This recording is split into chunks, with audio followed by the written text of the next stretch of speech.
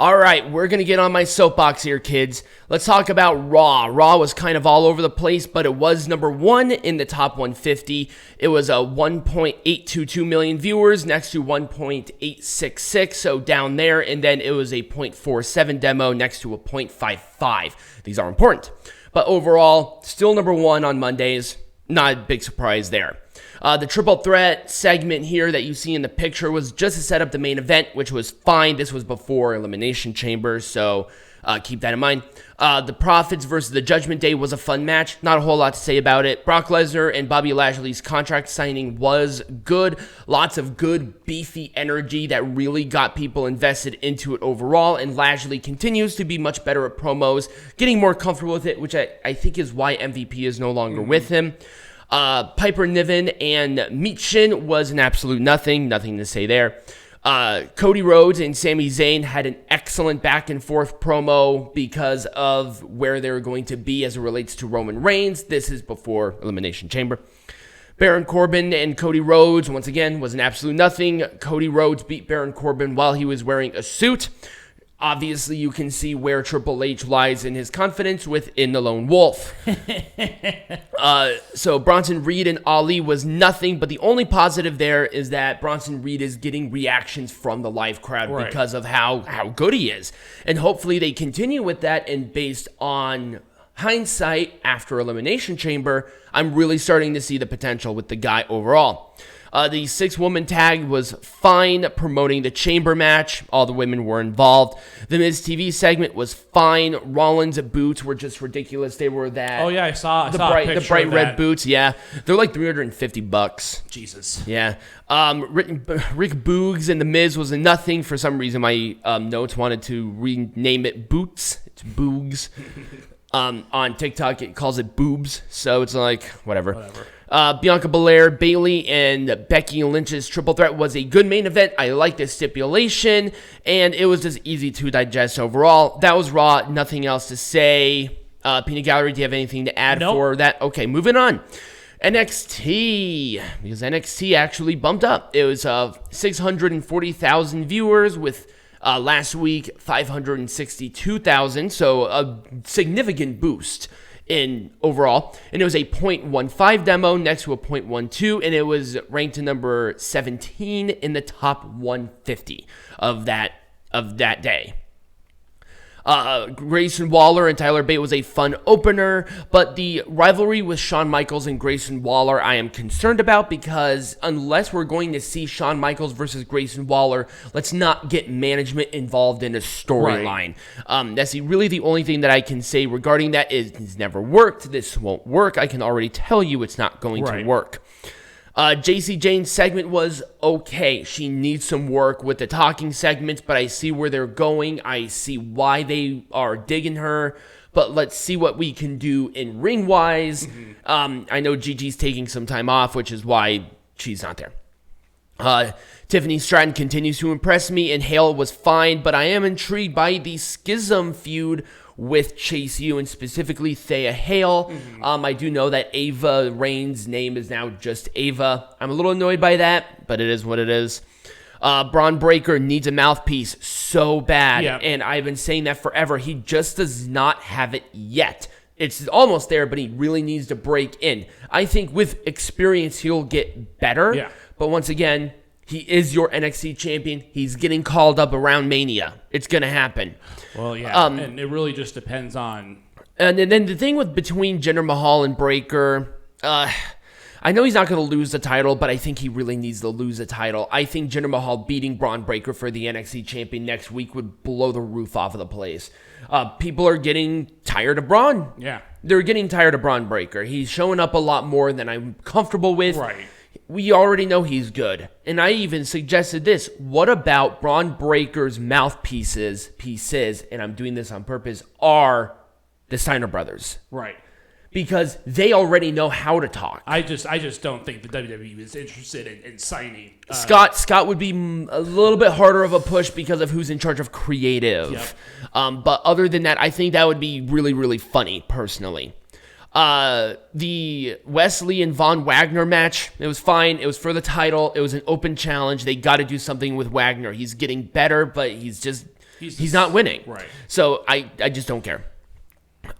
Dempsey and it was Charlie Dempsey and Hank Walker was an absolute whatever, but I'm intrigued of the alliance between Drew Gulak and Charles Dempsey overall.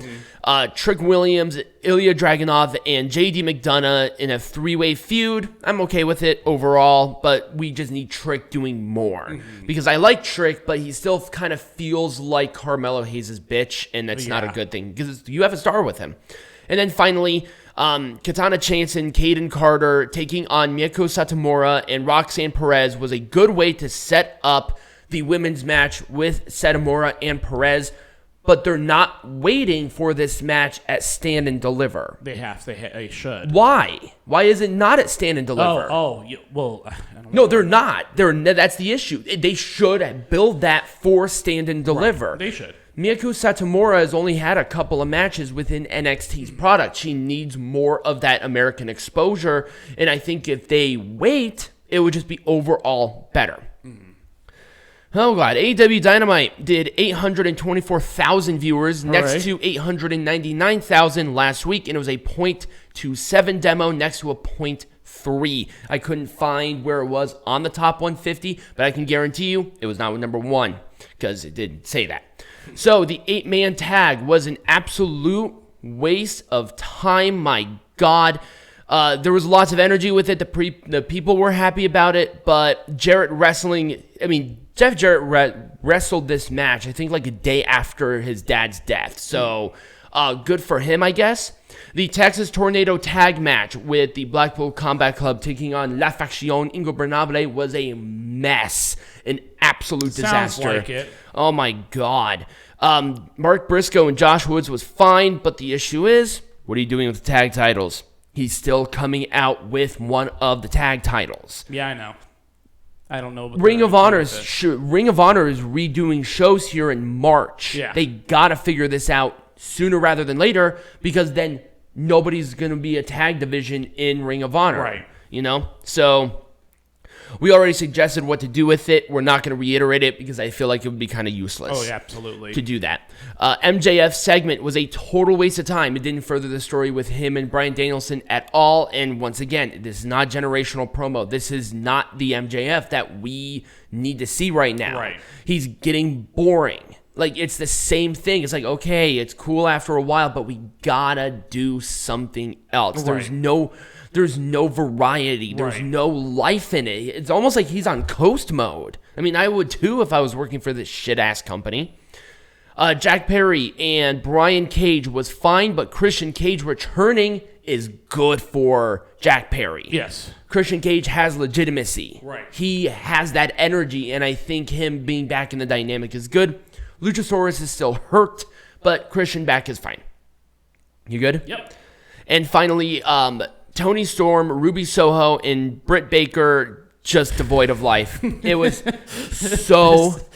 I heard about this one, too. I heard about this segment after this match. Tony Storm getting her ass sprayed by Saraya when she was going to do a hip attack was so embarrassing. That was so bad. There were even AEW diehards that were saying that this match was bad. There's no light. These women don't care. Yeah. If these women actually come up to me and say, I really care about what we're doing, you're lying. You are absolutely lying. Who's the world champion? Could have figured that out. Jesus Christ. Also, the freelancers. Come on. That's ridiculous.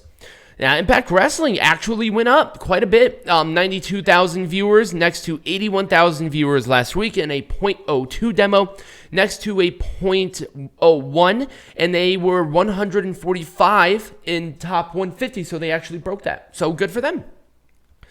Chris Bay and Kushida was good, and also this furthered a storyline for No Surrender. Remember, we're not going to it. We already discussed why. Kind of wish we are, but it is what it is. I'm not going to 3 nights of fucking wrestling. That's way too much. Steve Macklin and Rhino are much better contenders in the 4-way than last week, but the match was... they just didn't gel well. It happens. Barry Horowitz and the Kiss Demon are absolutely embarrassing. I do not know why Impact Wrestling is continuing to bring back these fossils. They don't look good. They just are horrible, and people did not care. It's a down for Impact, and they need to stop with it. Like, legitimately, they need to stop with it. Bring back maybe some of your own legends and have them wrestle or do something, if they can at all. Oh, my God. Eddie Edwards and Heath are, once again, better contenders than last week, and PCO is in the Fatal 4-Way, but Eddie Edwards is not. That's just kind of weird, because they're in a rivalry, but PCO is going to be in a 4-Way to determine the next contender. It's just weird. Whatever. Too many rivalries. And then finally, Kenny King and Rich Swann was a good main event. Small story, but I'm totally into it. Kenny King is really starting to shape up to be a credible threat for the world champion at some point in time down the road. He's doing better promo work. He's in bigger high-profile matches. And Rich Swann is the next number one contender. He's facing Alexander for the title at No Surrender. Right. So him being in this match is showing confidence of Kenny King. So I'm very, very happy about that. SmackDown, hooray! 2 million, or is 2.254 million next to 2.39 million from last week. So much better. Or maybe not much better. Or actually, no, that's down. My brain just froze there for a second. And it was a 0.5 demo next to a 0.6 from last week. I really liked... They were in Montreal. Yeah. And then the pay-per-view was literally the next night in the same arena, so maybe that's kind of why people are waiting. Ronda Rousey and Shayna Baszler versus Natalya and Shotzi was a fun opener, but I really want Rousey and Shayna to go for the tag belts. They are the only really legitimate, credible contenders at this point for these titles, and it needs a facelift. Yeah. And also would get Ronda away from the main title picture, and we got to start elevating smaller championships, you know? Bray Wyatt is the ultimate babyface by attacking Hit Row during their shit-ass concert. Right. And either way, Bray Wyatt versus Brock Lesnar or Bray Wyatt versus Bobby Lashley, I'm cool with that for Mania, but in hindsight, why didn't he show up after their match? Right. No idea why. Anyway, Drew McIntyre and Sheamus taking on the Viking Raiders was a lot of fun, hard-hitting, and the rivalry is good. I dig it. I'm really hoping the Vikings do something else, and Drew McIntyre and Sheamus do something else as well. Right. I don't see that happening, but you never know. Asuka and Liv Morgan was a fun match, but the story where Carmella antagonized them on Twitter, that set up the match. Kind of weird. Yeah. Also, Carmella on commentary does not need to happen anymore. And finally, Madcap Moss is looking better and better, but I think he needed to stay in NXT for a while. Sami Zayn segment was good. It just got the energy up at the very end. Obviously, it's in Montreal. By the way, Worlds Apart is back. Cool. And finally, Rampage. I couldn't even find demos and ratings for this, and I'll be honest with you. Who cares? I know, it's awful. It probably was down because this was embarrassing. The Elite versus AR Fox and Top Flight, it was good because all 6 of them have an energy that I like and they gel well, but the basketball shit needed to stop. They were playing with basketballs almost the entire match. I'm like, this is not basketball. I get it. The All-Star game is going on too, and that's why they had it. Right. They had to move time slots because of the All-Star game. Right. So there we go. It was just so dumb. Poor Ricky Starks. His career is becoming damaged because of this Jericho Appreciation Society crap. It is death. It is death. It is death. It is death. You can't save the rest of the Jericho Appreciation Society. But Tony Khan, please get Ricky Starks away from these people. They are hurting his career. Just God. Just go back to NWA, Ricky. Like, seriously. He would probably be treated better. Yeah. The TBS champion is absolutely useless. There is no reason for it at this point. I'm like, oh, wow. They needed it at that time, but now... do we really need to give these women another champion? It's like the NWA. The NWA is introducing the NWA Women's Television Champion. Why? I'm going to strangle them. But no actual challengers for Jade Cargill. Nobody is taken seriously, and nobody cares. You're just like, nobody cares. The TBS champion is on TNT. Right. Like, come on. And finally, the... Dustin Rhodes and Swerve Strickland, they had a fun match. Dustin can still go if need be, and there was a rivalry, and that's fine.